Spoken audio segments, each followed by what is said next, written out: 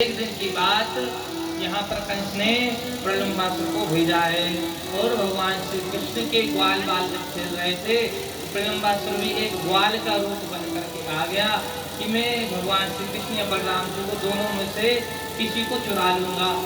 तो बलराम जी और कृष्ण भगवान के पास ग्वाल का रूप लेकर सखा का रूप लेकर के प्रलंबासुर आया है।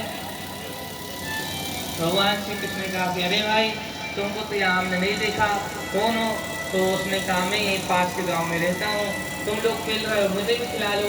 भगवान श्री कृष्ण ने कहा ठीक है आ जाओ। तो भगवान श्री कृष्ण और बलराम जी ने दो पाली बना ली। एक पाली में भगवान श्री कृष्ण और उनके मित्रगण आ गए और एक पाली में बलराम जी और उनके मित्रगण आ गए।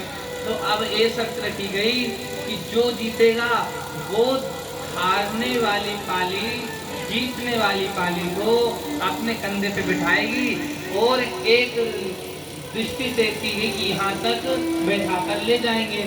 तो अब कृष्ण भगवान जीते तो बलराम जी उठा कर ले जाए। अब यहाँ पर बलराम जी जीते दूसरी बार तो कृष्ण भगवान की पाली में प्रलंबासुर था, ग्वाल बनकर था।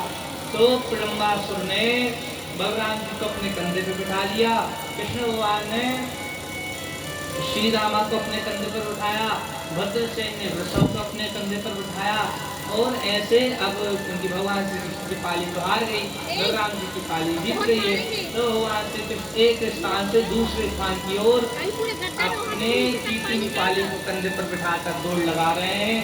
तो यहाँ पर जो ग्वाल प्रलंबासुर था उसने बलराम जी को कंधे पर बिठाया हुआ है।